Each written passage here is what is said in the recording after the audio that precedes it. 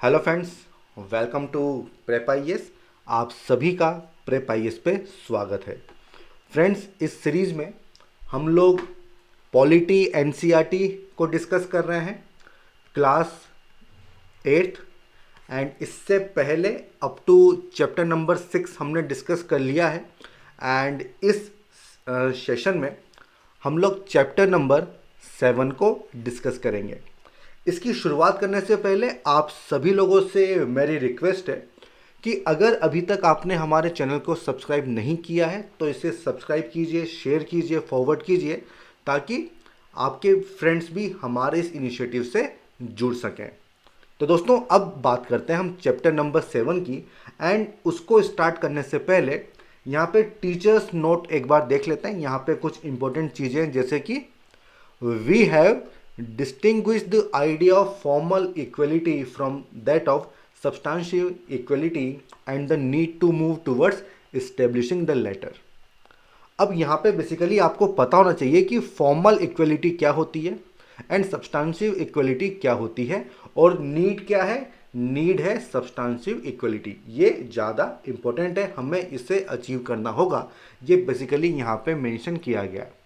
तो देखिए, equality article 14 हमने बात की थी। बेसिकली फॉर्मल इक्वलिटी क्या होता है, इसमें बेसिकली आप इक्वलिटी को फेयरली एंड इवनली डिस्ट्रीब्यूट करते हो। आप क्या करते हो, सबको समान रूप से आप डिस्ट्रीब्यूट करते हो। इवनली एंड फेयरली यहाँ पे डिस्ट्रीब्यूशन होगा। इससे कोई फर्क नहीं पड़ता कि किसका बैकग्राउंड क्या है, ठीक है, किसको कितनी नीड है, इससे कोई फर्क नहीं पड़ता।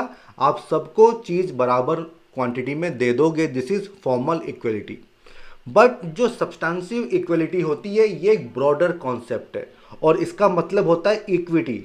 मतलब जिसकी जितनी रिक्वायरमेंट है आपको उसको उतना ही देना है, ठीक है। मींस ये वो इक्वलिटी है जो कि डिफरेंसेस को रिकॉग्नाइज करती है। अगर कोई वेल्दी पर्सन है तो उसको कम मिलेगा, कोई गरीब है उसको ज़्यादा मिलेगा। मींस यहाँ पे अफर्मेटिव एक्शंस की बात हो रही है। काय की बात हो रही है?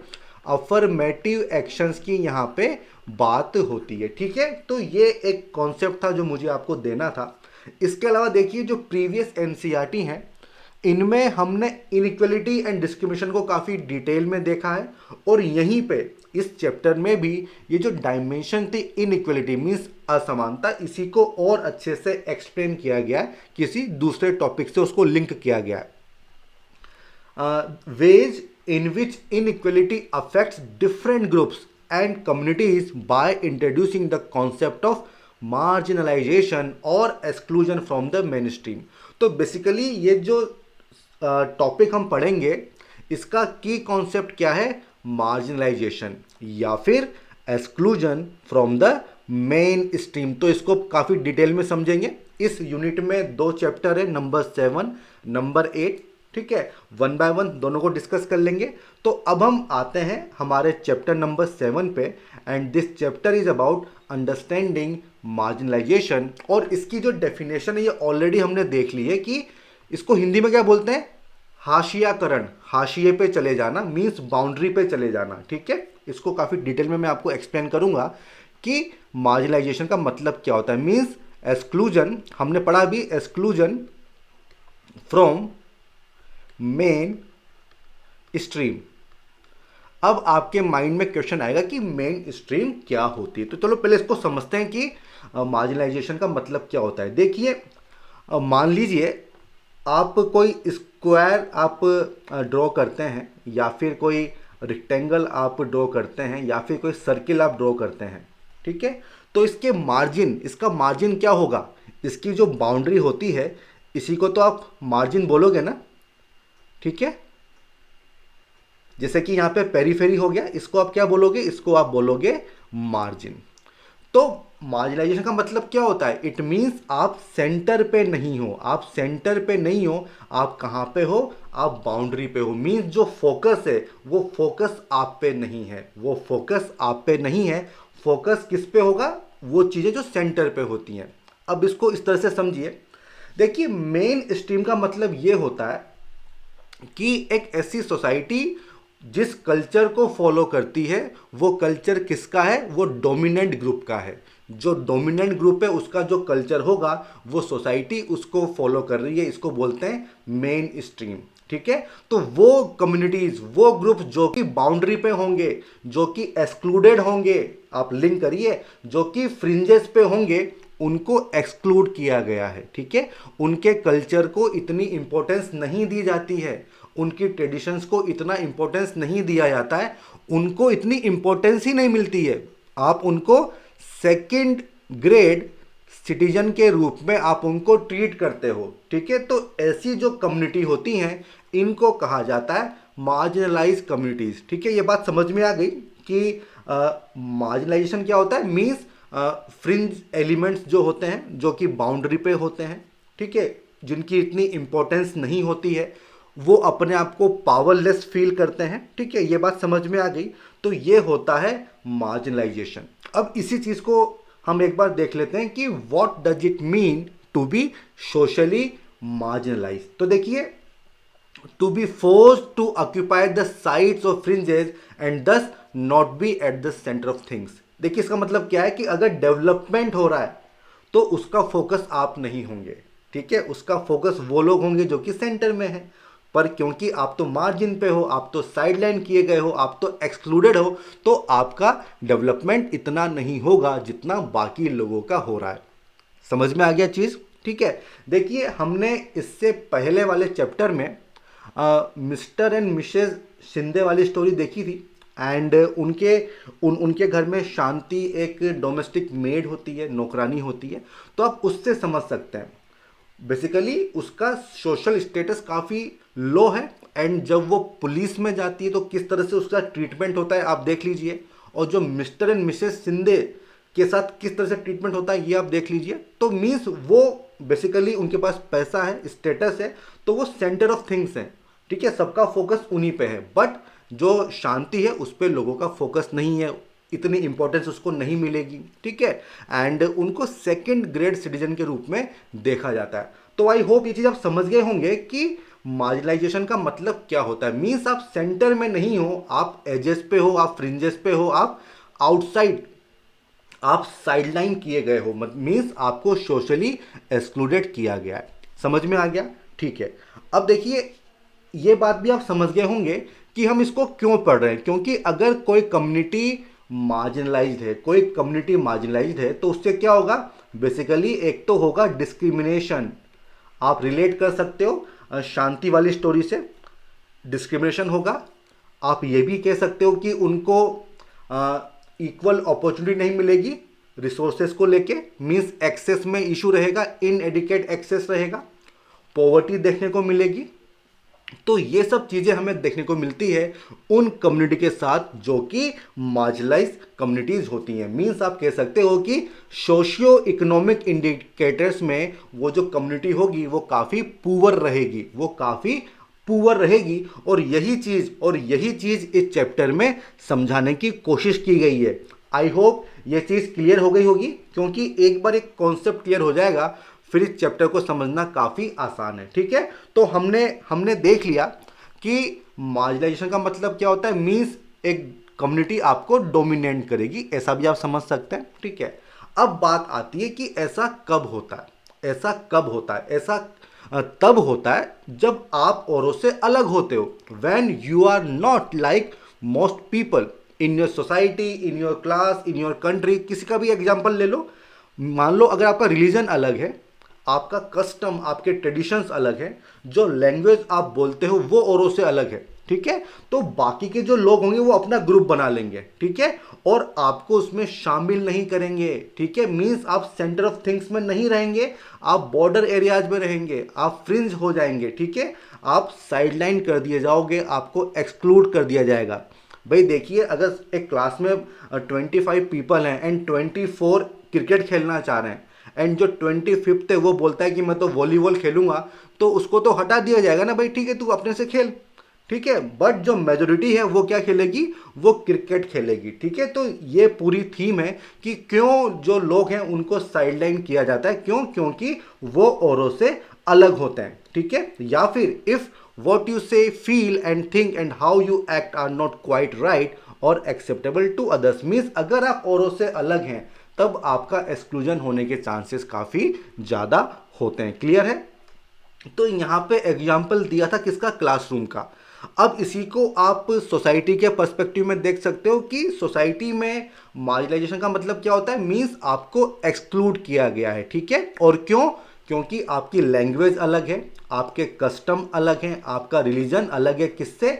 जो मेजोरिटी कम्युनिटी है, जो मेन स्ट्रीम है, उससे आप अलग होते हो। या फिर आप पुअर हो, आप गरीब हो, मीन्स पावर ही नहीं है आपके पास, तो आपको इंपॉर्टेंस देख के क्या मिलेगा? या फिर आपका जो सोशल स्टेटस है वो काफ़ी लो है, हमने शांति वाला एग्जाम्पल देखा था। या फिर जो बाकी लोग हैं वो आपको लेस ह्यूमन मानते हैं, आपकी वर्थ खुद के बराबर नहीं मानते हैं, ह्यूमन से कम मानते हैं, तब जो है किसी कम्युनिटी को मार्जिनलाइज, एक्सक्लूडेड या फिर साइडलाइन कर दिया जाता है। और देखिए कभी कभी ऐसा होता है कि ऐसी कम्युनिटी जिनको आप साइडलाइन करते हो उनसे आप डरते भी हो, आपको ऐसा लगता है कि वो आपका नुकसान कर देंगे। ठीक है? तो फियर, हॉस्टिलिटी भी वहां पे सामने को आपको देखने को मिलता है। अब देखिए ये जो मार्जिनलाइज कम्युनिटी होती हैं, ठीक है, इसका इम्पैक्ट क्या होता है? इसका इम्पैक्ट ये होता है कि एक्सेस टू रिसोर्सेज, मैंने बताया था कि इन एडिकेट एक्सेस आपको मिलेगा,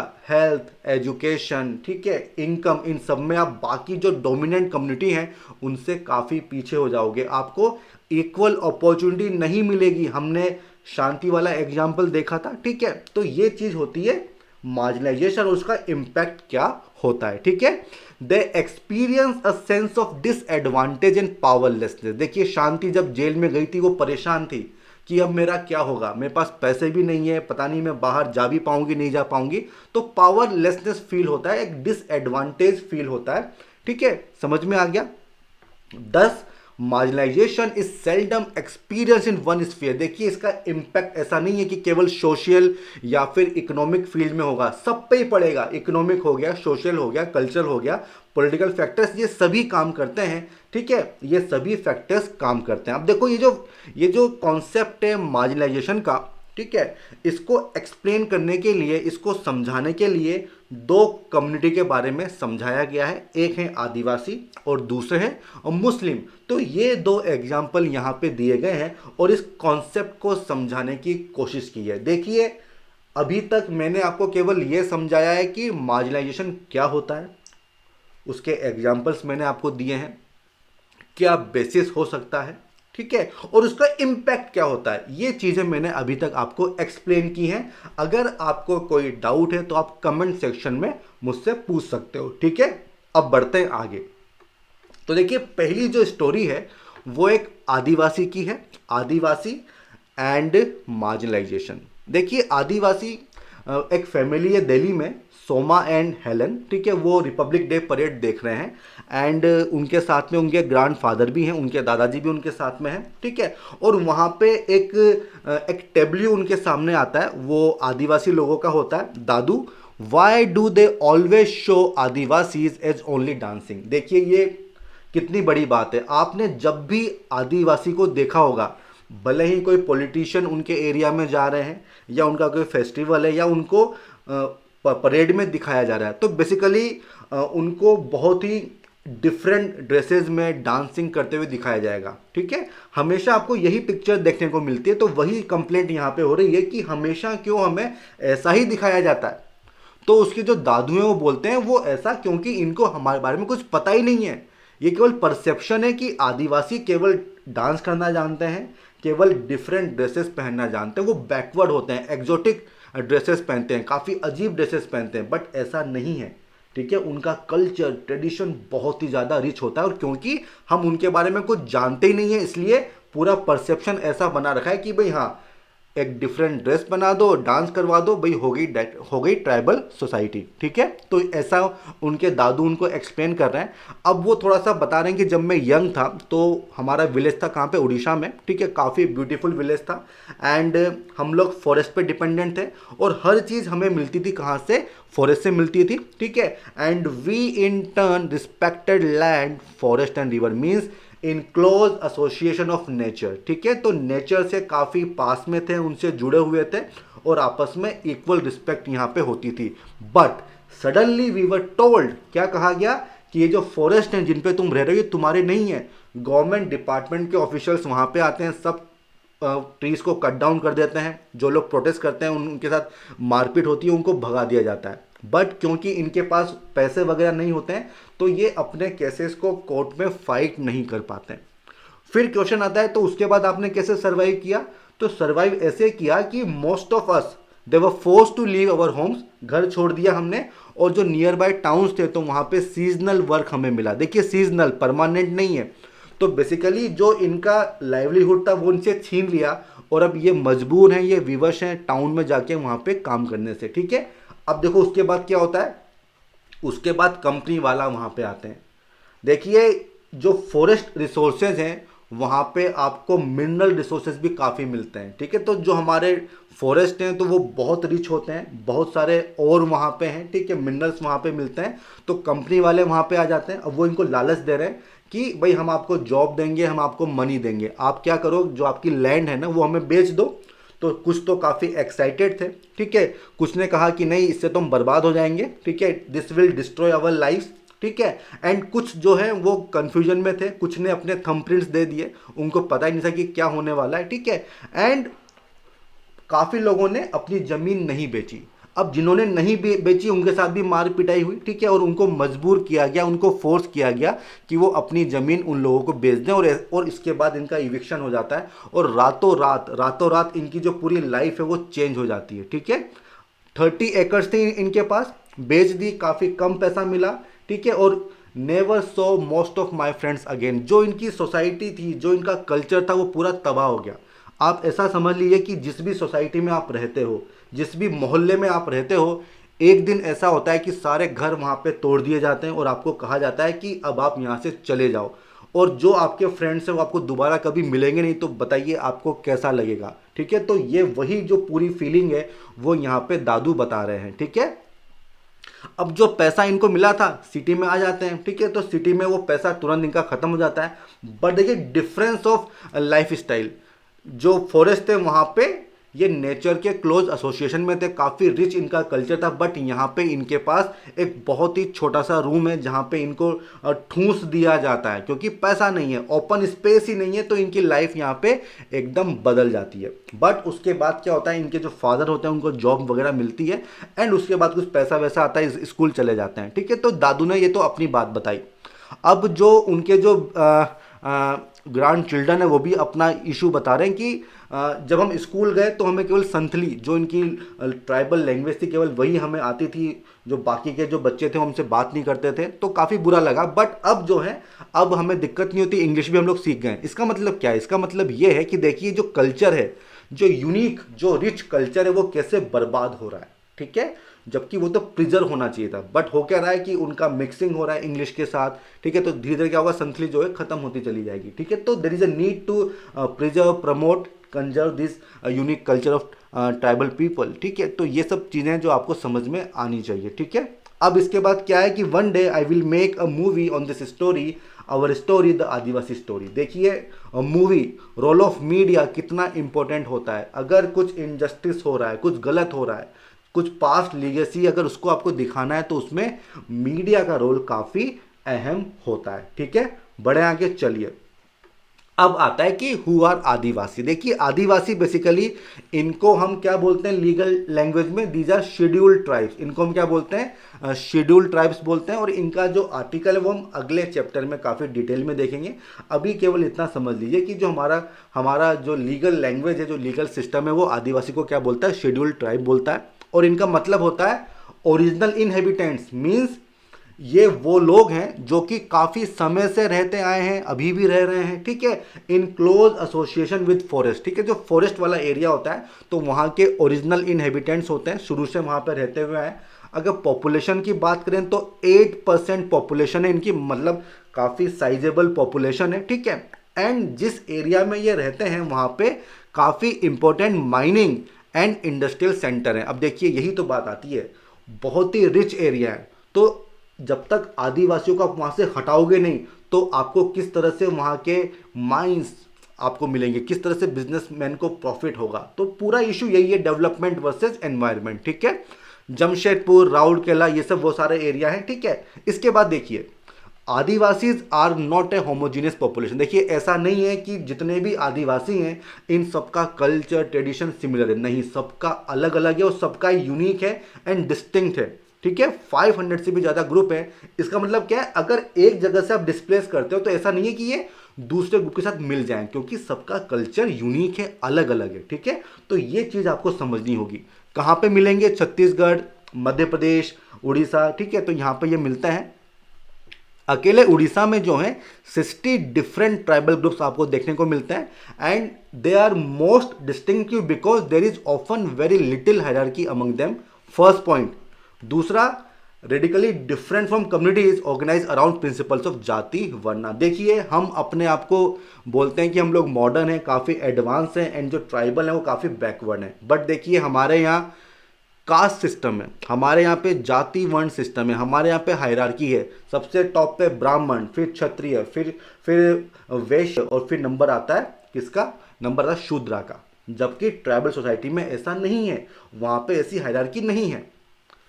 हमारे यहाँ पे पैट्रियार्ची आपको देखने को मिलती है, जबकि वहाँ पे जो वुमेन होती हैं उनको काफ़ी रिस्पेक्ट दिया जाता है। और इसका अंदाज़ा आपको इस फिगर से लग सकता है कि एज पर सेंसस 2011 जो सेक्स रेशो था इंडिया का वो 940 था, 940/1000, ठीक है। अगर हम ट्राइबल सोसाइटी की बात करें तो वहाँ पे ये 990 था। तो आप कैसे कह सकते हो कि ये लोग बैकवर्ड हैं? ये तो काफ़ी मॉडर्न है। अभी हम लोग यही तो चाह रहे हैं, अभी हम यही तो चाह रहे हैं कि ये जो सेक्स रेशो ये बढ़े, बेटी बचाओ बेटी पढ़ाओ, ये क्या है बेसिकली? तो ये लोग तो वैसे ही इसको फॉलो कर रहे हैं। दूसरी बात, हम लोग बात करते हैं सस्टेनेबल डेवलपमेंट की, हम लोग बात करते हैं कि नेचर को बचाइए, एनवायरनमेंट को बचाइए, ये लोग तो शुरू से वही करते आ रहे हैं। तो फिर कौन बैकवर्ड हुआ, इस पे हमें सोचने की जरूरत है। इसके अलावा देखिए, आदिवासी वो एक बहुत ही रेंज ऑफ रिलीजन फॉलो करते हैं, ठीक है, जो कि बाकी से अलग है। इसमें ये क्या करते हैं, एंसेस्टर्स को पूजेंगे, जो नेचर है, माउंटेन, एनिमल्स, ट्रीज, इन सब की पूजा करते हैं। सेक्रेड ग्रुप्स आपने पढ़ा होगा एनवायरनमेंट में, तो उन सब की ये लोग पूजा करते हैं, ठीक है।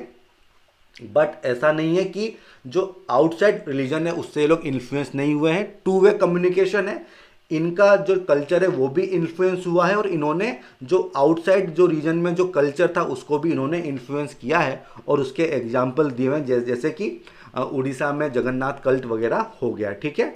अब देखिए, during the 19th century substantial numbers of Adivasi उन्होंने क्रिश्चियनिटी अपना लिया, और इसीलिए आप देखते हैं कि नॉर्थ ईस्ट में आपको काफ़ी सारे क्रिश्चियंस देखने को मिलते हैं, ठीक है। तो आप इनको बैकवर्ड नहीं कह सकते हो, ठीक है। Adivasis have their own languages, ठीक है, वो संस्कृत जितनी ही पुरानी है, ठीक है। तो जब हम संस्कृत की इतनी वैल्यू करते हैं तो वही वैल्यू हमें इनकी भी करनी चाहिए, ठीक है। एंड इनकी जो लैंग्वेजेस हैं इन्होंने इन्फ्लुएंस किया है formation of main stream Indian language, जैसे बंगाली, तो उनमें इन जो लैंग्वेज का काफ़ी अहम रोल होता है, ठीक है। अब देखो यहाँ पे 2 इमेज दिखाई गई हैं और यहाँ पे आदिवासी को एक बहुत ही शानदार कॉस्ट्यूम में दिखाया गया है, यहाँ पे डांस कर रहे हैं। तो बेसिकली वही एक सेम इमेज क्रिएट करने की कोशिश की है कि ये लोग बैकवर्ड हैं, एक्जोटिक है, मीन्स काफ़ी अजीब से होते हैं। तो देखिए ये एक तरह का स्टीरियोटाइप है। इसका मतलब क्या होता है, When we fix people into a certain image, कि भाई ये तो ऐसे ही होंगे, इसको क्या बोलते हैं, स्टीरियोटाइपिंग। हमने काफ़ी डिटेल में क्लास 6 वाली एनसीईआरटी में इसको डिस्कस किया था। तो देखिए हम क्या इमेजिन करते हैं कि भाई जो ट्राइबल पीपल है उनकी बहुत ही खूबसूरत कॉस्ट्यूम होगी, हेडगियर होगा, डांस वांस करेंगे, ठीक है। बट हम उनके बारे में काफ़ी कम जानते हैं, इसीलिए ये स्टीरियोटाइप होता है। ट्राइबल पीपल, ये सेम इमेज हमारे माइंड में आती है। हम उनको क्या समझते हैं कि वो बैकवर्ड हैं, प्रिमिटिव हैं, एक्जोटिक हैं, ठीक है। बट ऐसा नहीं है, वो लोग भी काफ़ी एडवांस होते हैं। मैंने आपको बताया, ठीक है, कि वहाँ पे सेक्स रेशो क्या है, नेचर को कितना वो लोग मानते हैं, ठीक है। तो बेसिकली परसेप्शन हमें यहाँ पे ठीक करना होगा। अब अगला टॉपिक क्या है, आदिवासी एंड डेवलपमेंट। तो देखिए आदिवासी जिस एरिया में रहते हैं वो फॉरेस्ट एरिया है, एंड फॉरेस्ट ने अभी तक जितने भी एम्पायर का डेवलपमेंट हुआ उन सब में क्रूशियल रोल प्ले किया। भाई आयरन ओर मिला, ठीक है, खेती वगैरह हुई, ठीक है, उसके बाद टाउन्स डेवलप होते हैं, तो फॉरेस्ट का रोल बहुत इंपॉर्टेंट होता है। यहाँ से आपको मिनरल्स मिलते हैं, टिम्बर मिलता है, मेडिसिन वगैरह मिलती हैं, एनिमल प्रोडक्ट्स वगैरह मिलते हैं, ठीक है, एंड रिवर्स वगैरह रिचार्ज होती हैं, आपका एयर, आपका वाटर सब जो है प्योरीफाई होता है, ठीक है। बट अब धीरे धीरे हम इन फॉरेस्ट रिसोर्सेज को काट दे रहे हैं, हम इनको ख़त्म करते जा रहे हैं। तो देखिए किस तरह से हमारी एयर प्योरीफाई होगी, किस तरह से हमारा वाटर प्योरीफाई होगा, ये सोचने वाली बात है, ठीक है। Forest covered the major part of our country till the 19th century, और उसके बाद क्या होता है, फॉरेस्ट की कटाई स्टार्ट हो जाती है। क्यों? क्योंकि हमें टिम्बर वगैरह चाहिए थी, हमको रिसोर्सेज चाहिए थे, and the Adivasi had a deep knowledge, access as well as control. देखो कंट्रोल था, तो इतना बड़ा एरिया है फॉरेस्ट एरिया, उस पर कंट्रोल किसका है, आदिवासी लोगों का है, ठीक है। और इवन जो आसपास के राजा होते थे वो भी इन्हीं पे डिपेंडेंट होते थे जब बात आती थी फॉरेस्ट रिसोर्सेज की, ठीक है। जबकि आज हम इनको पावरलेस मानते हैं, जबकि ये कितने पावरफुल हुआ करते थे। तो 19th सेंचुरी के बाद कुछ तो हुआ होगा जिसकी वजह से ये परसेप्शन क्रिएट हुआ है, तो उसको देख लेते हैं।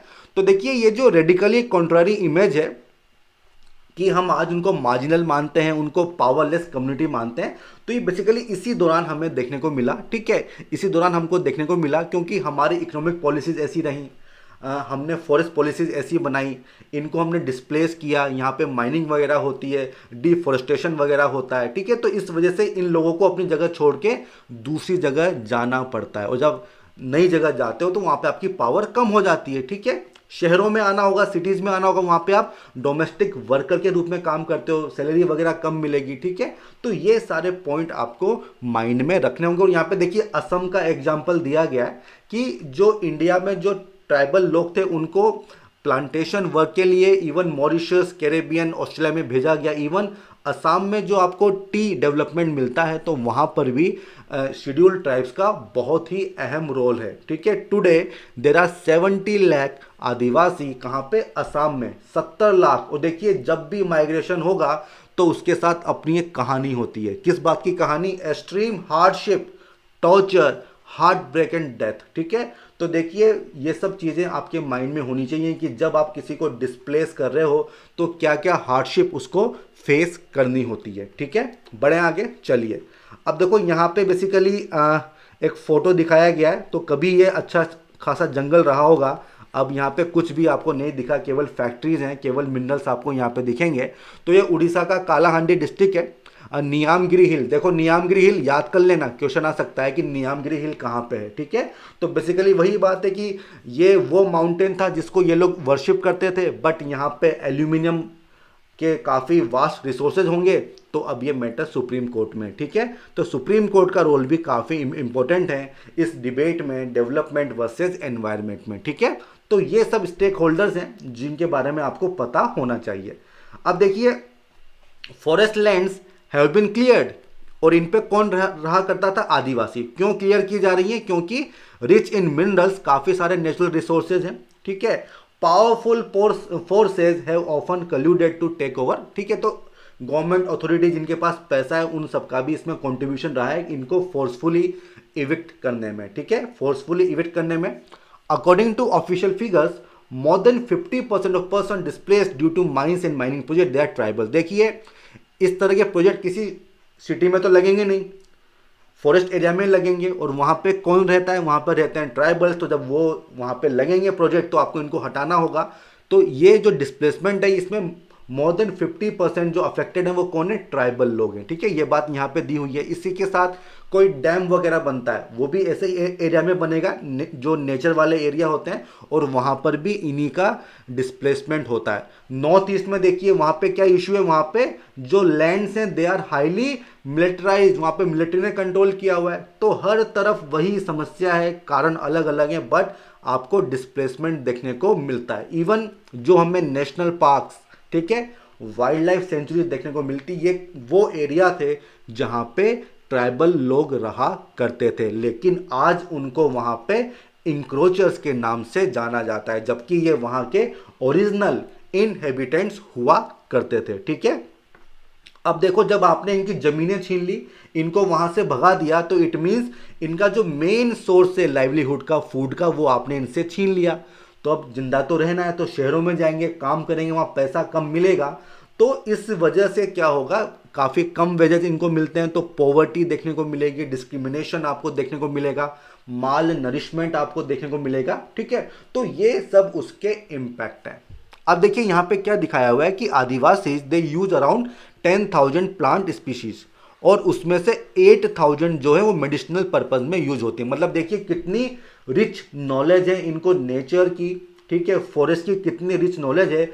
ये जो ट्रेडिशनल नॉलेज है इसका हम सही से यूज कर सकते हैं। ठीक है, this entire knowledge system gets wiped out when Adivasi lose their rights over forest land. Adivasi अगर खत्म हो जाएंगे, उनका कल्चर खत्म हो जाएगा, तो ये जो नॉलेज है ये भी खत्म हो जाएगी। ठीक है, चलिए आगे बढ़ते हैं। अब देखिए हमने बात की कि माइग्रेशन हुआ, डिस्प्लेसमेंट हुआ, तो इनका जो लाइवलीहुड है उनसे छिन गया। लेकिन बात केवल इकोनॉमिक फील्ड की नहीं है, इनका जो कस्टम है, जो ट्रेडिशनल है, जो वे ऑफ लाइफ है, वो भी तो खत्म हो गया। वो भी तो खत्म हो गया भाई। इन्होंने अपना घर छोड़ दिया, इनके जो क्रिमेशन ग्राउंड हैं, जो टेम्पल्स हैं, जो वेल हैं, जो पॉन्ड हैं, वो सब भी तो छूट गए। तो ये कैसे सर्वाइव करेंगे?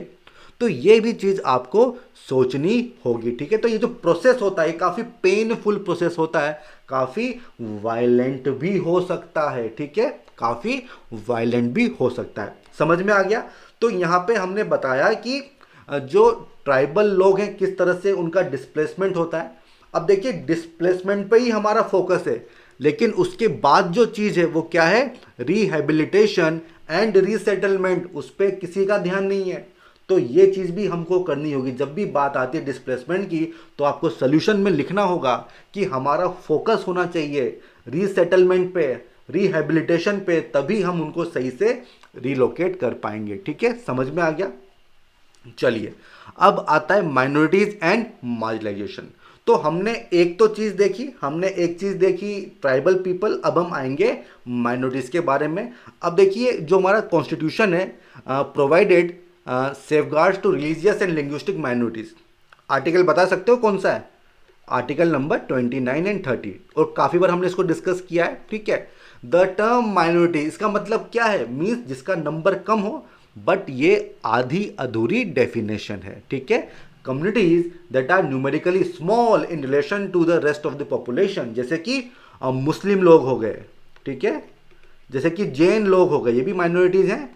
तो ये इनके नंबर्स जो हैं as compare to rest of the population काफ़ी कम है, इसलिए इनको माइनॉरिटी कहा जाता है। बट ये जो कंसेप्ट है it goes well beyond numbers, केवल नंबर्स तक ही नहीं है, क्योंकि इनके साथ जुड़ा हुआ है पावर का इशू। ठीक है, नंबर कम है तो पावर भी कम होगी, ऐसा आप मान सकते हो। एक्सेस टू रिसोर्सेज क्या कम है या ज़्यादा है? डेफिनेटली कम होंगे। सिमिलरली इसकी सोशल एंड कल्चरल डायमेंशन भी होगी, जैसा हमने देखा था किसका? ट्राइबल पीपल का। तो जो डोमिनेंट सोसाइटी है वो हमेशा अपना कल्चर थोपने की कोशिश करती है, तो इनके सोशल कल्चरल डायमेंशन भी आपको देखने को मिलती है। ठीक है, कल्चर ऑफ मेजोरिटी, ठीक है, influences the way in which society and government might express themself, और इसीलिए फंडामेंटल राइट्स वगैरह दिए गए ताकि ये जो कम्युनिटी है ये अपने कल्चर को, लैंग्वेज को, ट्रेडिशन को प्रोटेक्ट कर सके, उसको प्रिजर्व कर सके। ठीक है, 10 सेफगार्ड्स आर नीडेड, तो ये बात मैंने ऑलरेडी आपको बता दी है। ठीक है, अब बढ़ते हैं आगे। And the constitution is committed to protect India's cultural diversity, वही बात 29 and 30। And judiciary plays a crucial role, definitely, क्योंकि वही फंडामेंटल राइट्स को इन्फोर्स करेगी। ठीक है, अब let us understand marginalisation in the context of Muslim community. तो अब इसकी बात करते हैं। ठीक है, तो भाई अगर हम 2011 सेंसस देखें, 2011 का सेंसस देखें, तो पॉपुलेशन कितनी है? 14.2%। ट्राइबल कितने थे? अराउंड 8%। कितने थे? 8%, और टू बी वेरी प्रिसाइज 8.6% थे। ठीक है, 14.2% कौन है? मुस्लिम पॉपुलेशन है, and consider to be a marginalise community. क्यों कहा जाता है? क्योंकि in comparison to other communities, ठीक है, इनमें आपको डेप्रीवेशन देखने को मिलता है। किस तरफ में?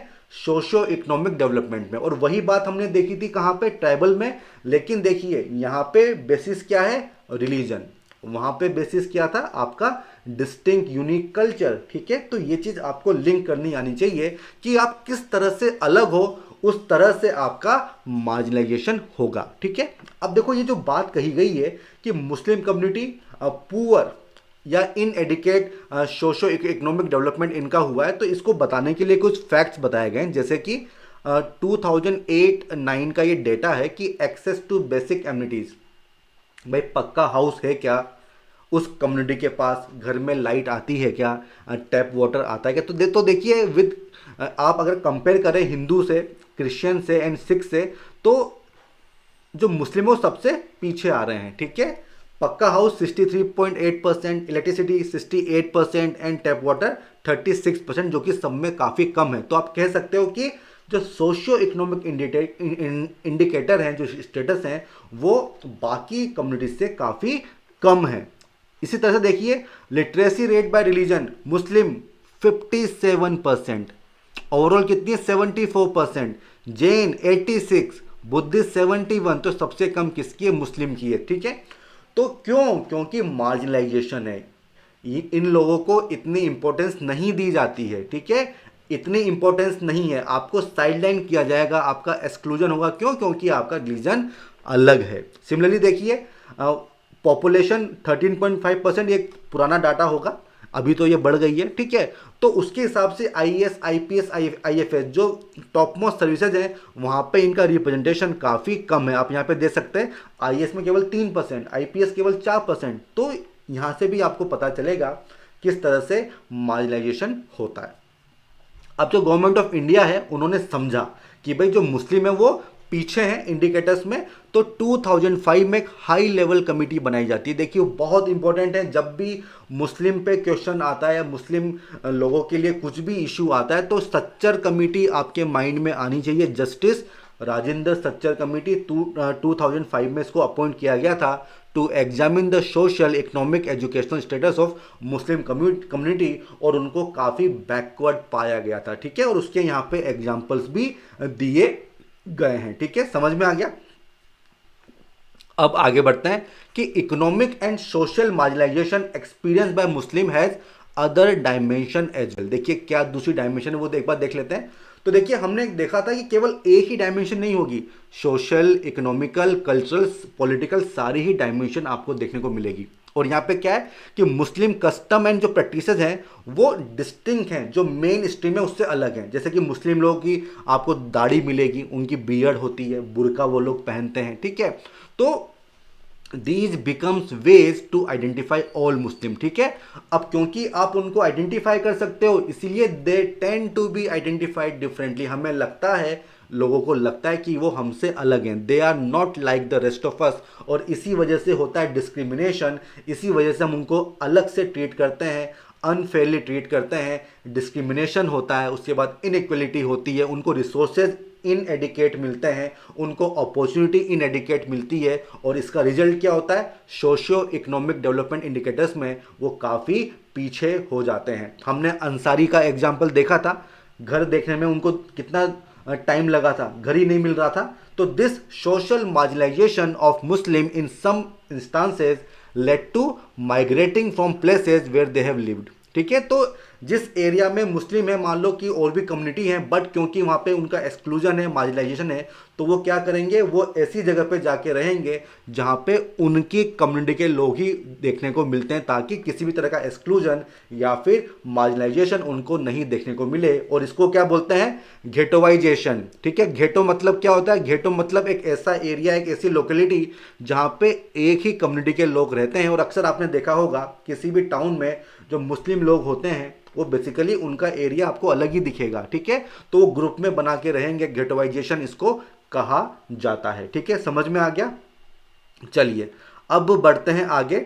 इन the above section of this chapter we saw how in the case of Muslim there is a link between economic and social marginalisation. ठीक है, समझ में आ गया। और कौन कौन सी कम्युनिटी हो सकती है, भाई आदिवासी हो गया, वुमेन हो गया, वो सब इस कैटेगरी में आ सकते हैं। ठीक है, तो मीन्स जो मार्जिनलाइजेशन है इट्स अ कॉम्प्लेक्स फिनोमिना। ठीक है, और इसको दूर करने के लिए वैरायटी ऑफ मेजर्स आपको लेने होंगे। ठीक है, वैरायटी ऑफ मेजर्स आपको लेने होंगे।